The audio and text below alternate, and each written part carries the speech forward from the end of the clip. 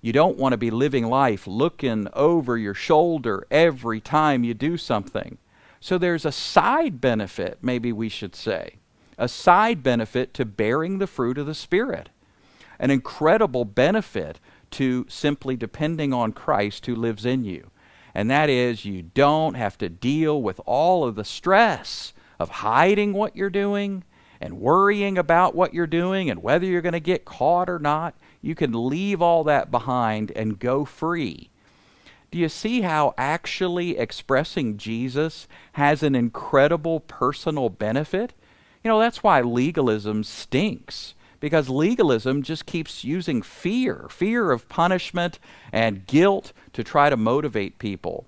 It almost insinuates that sin is lovely, that sin is amazing, that sin will really pay off, and you would love sin, but you better not, because God's going to get mad. God's going to get you. And that's the way legalism tends to view sin. But that's not the truth. The truth of the gospel is that sin stinks. I mean, you're going to be looking over your shoulder. You're going to be worried about what other people say. You're going to be afraid that you get caught. Sin stinks on so many levels. It's not personally fulfilling, maybe for 5 seconds or 50 seconds, but ultimately, at the core level of your being, sin is not fulfilling. And your conscience is going to go off, and you're going to spend your life looking over your shoulder, worried about what you're doing. So the real benefit to avoiding sin, the real reason to stay away from it, is look at you.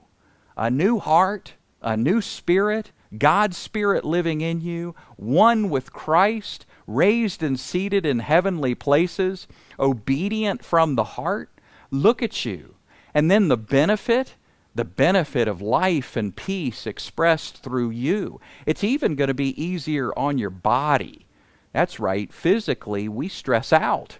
We stress out when we're involved in sin. When we make those choices, it's too much for our body to bear. So you bear the weight of it, your heart crying out for something deeper, and your body trying to hold back the tears and the stress and the worry and the concern. That conflict of flesh and spirit, we're not made for it. We're not meant to bear it. So Paul is giving us really good, healthy reasons to avoid sin and to obey authority. It's not just about the external, it's about the internal, the inner workings of your being. When nobody's looking, who are you? And what do you really want? What makes you tick? That's what Paul is getting at here in the heart of Romans.